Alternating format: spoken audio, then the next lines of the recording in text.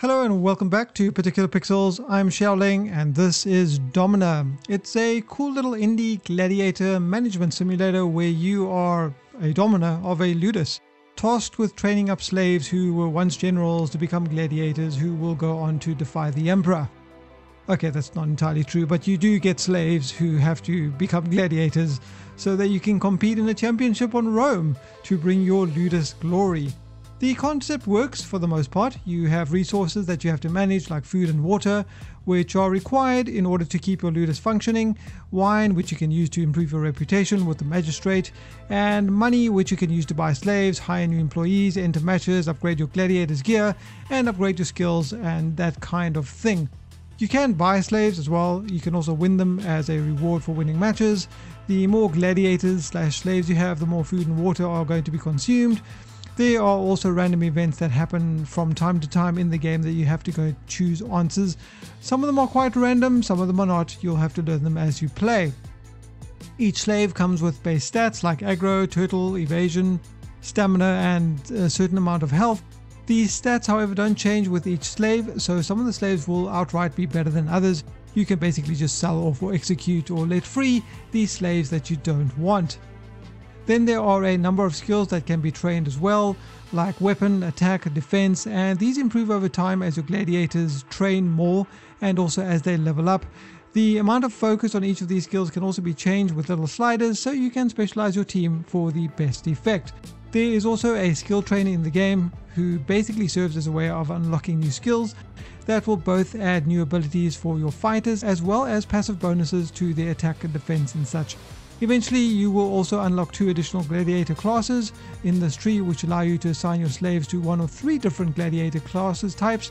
The Thrax, which is a sword and shield welder, the Momillo, which is a dual-wielding fighter who will eventually use a 2-handed weapon, and in my previous playthrough I had one of these guys fully upgraded and he won the championship for me. And finally, the Rhetorius, which is a spear and net warrior.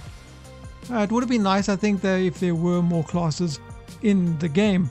Each gladiator also has gear that can be upgraded: weapons, helmets, pauldrons, chests and waist armor, leggings, and of course each of these categories has a ton of different armors, all increasing in quality and of course cost. You can also, as I mentioned earlier, hire additional staff for your Ludus, which come with a variety of benefits. An architect, for example, will allow you to add some upgrades to your Ludus, as well as building training equipment for each of your gladiator spots, which will increase the training speed. The blacksmith, who will automatically repair armor and gear from your gladiators, as well as upgrade some of their gear for free, which you then don't have to pay for. And there are quite a few of these guys to choose from. Some are seemingly more useful than others. I guess the ones you choose, because you can only have 3 at any one time on your Ludus, is going to depend entirely on what your plan of attack is going to be. There's also a card system in the game called the Blessings of Jupiter. You earn these cards from fighting and they come with a number of different benefits like 50% more weapon damage or 50% more damage with dual wielding weapons or more stamina or armor durability and that kind of thing. And each of these gladiators can equip one of these cards, but as they grow in experience or with certain upgrades you can unlock up to 3 slots, at least from what I've seen. So you can dump 3 of these cards on any particular gladiator, which will make them a force to be reckoned with. The magistrate and the other guy whose name I forget, who are present at your Ludus, also can be influenced by wine to get a good relationship with them. They can be asked basically to support one of your gladiators, so you don't have to foot the cost of the food and water and everything as well. So long as you have a decent relationship with them, each of them have a reputation bar and can also offer exhibition matches, which when played will increase your reputation with them even more and also give your gladiators experience. Although with these matches you aren't going to get the same kind of rewards you get from partaking in the arena or in pit fights.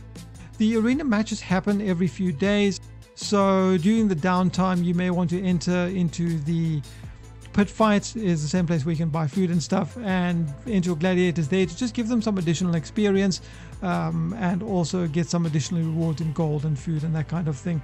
As I mentioned earlier, you also get slaves from winning some of your matches. So if you're wanting to pass times and increase your gladiator stats at the same time, you can enter these pit fights while you're waiting for your next big matchups. Matches can be 1v1, 2v2, or 1 versus 3, or many versus many. There can be lions and there can be other gladiator types that you're going to have to deal with, especially the Reticarios. I forget their name now. The guys with the spears, they can do a lot of damage and they can hit you from quite far away. The matches usually net you with decent rewards, but there's also a lot of risk, especially if the gladiators aren't good enough. So if you enter one of these many versus many matches, you throw in your whole Ludus, they could all potentially be killed in one match, forcing you to basically hire new recruits. And if this is in the late game, it's pretty much game over. You can also manually control your gladiators once you've unlocked the skill, which is nice to have. But the fights themselves are a little bit too fast, although nice. They are varied enough, I suppose. As I said, their lions make an appearance and they will just brutally maul people. You can also get lions yourself, which is pretty cool. The group fights are kind of crazy and the 1v1 battles for the most part are pretty enjoyable. But I'll talk about my issue with the speed of the fights toward the end of the video. So with all this in mind, you're upgrading and you're training and running your Ludus, you basically have 356 days in order to get enough money and train up enough competent gladiators. This is the reason you need the money, because you want them to have the best gear, and then basically build them up to be the best that they can be. You then have to win 3 of 9 championship tournaments, or at least fights, before they will allow you to compete in the final battle in Rome. So you are on a clock to try and get as many good gladiators as you can, and it's a pretty much a game of balance. You know, you're either going to focus on one guy, but then is one guy really enough? Although in my previous playthrough, one guy was enough. He just face wrecked the entire game. You can also choose to let your gladiators free. But otherwise, if your team is good enough, you may even be able to finish all 9 of the championship fights before you get to Rome. So good luck with that. I finished the game 2 or 3 times now. It takes around 2 hours of play, I would say, to reach Rome. And I'll say that you're probably not going to get there your first 2 run-throughs, or your first one at least. You'll probably die long before that. The game in itself, I think, is very, very enjoyable. It's addictive. It has me playing. You know, it has that sort of let me play a little bit more, let me do one more fight feeling, which I think is a good success on its part. The art style, I think, works really well. The pixel art in the game is really, really good, in my opinion. And you also get pretty attached to your most prized gladiators. In fact, you can even build your most prized gladiator a special room, and you can offer it to him to keep his morale up. All your gladiators have morale, so the better their morale, the better they're going to fight, and so on and so forth. However, despite the enjoyment that I've had with the game, there are a few things that I want to talk about that I think do hurt the experience, and one of which is going to definitely be a deal breaker for some of you. There is no save option in the game. So if you plan on playing it, it's basically all or nothing. You can't play for 1 hour and then carry on the next day. If you exit the game and you reload it, you're going to have to start all the way from the beginning again. I thought it was a little bit odd, so I specifically contacted the developer to ask about this, and the response I got was that he needs to go through the pros and cons of having this feature. Personally, I think it hurts the game a great deal. Not everyone has the time or is going to be willing to sit through an entire session, 2-hour session, to play this game through from start to finish. There are an incredibly large amount of forum posts on Steam asking for this feature. I have to imagine that based on all the feedback that people are saying about having a save feature in the game, that this is something that's going to make its way into the game at some point. Honestly though, I can't even fathom why there wouldn't be a save option in a game like this. Perhaps it's because some people can hack the save file and cheat, but even though you're deterring those people from playing the game, you're also deterring the other 90% of people who would need a save feature for legitimate reasons in your game. So let's hope they do put that in. The other big complaint I have about the game is the speed of the fights themselves. Later on in the game, it feels basically like everything is on fast forward. The countdown to the fights ends up being longer than the fights themselves. Here is an example.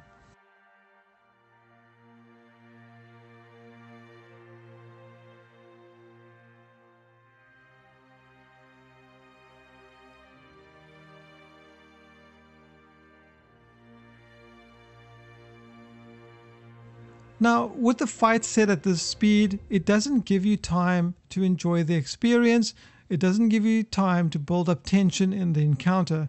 In fact, It's so fast that in my last playthrough I didn't even bother playing my gladiators manually because the speed is just so ridiculous in my opinion. Even when watching the AI at the speed, it's hard to keep track of what's actually going on. It looks like one of those Laurel Hardy movies on fast forward.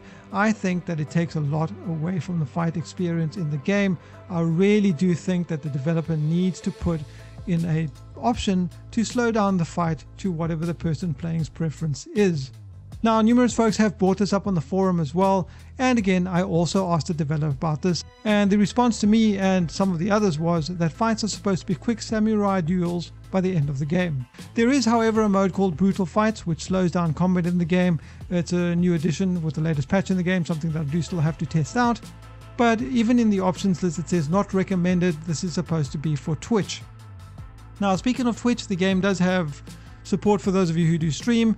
The game will connect with your chat and take the names of the participants for your gladiators, which I thought was a pretty cool feature. Your chat can also vote in situations where a gladiator surrenders, whether or not he should live or die. So some pretty cool features there.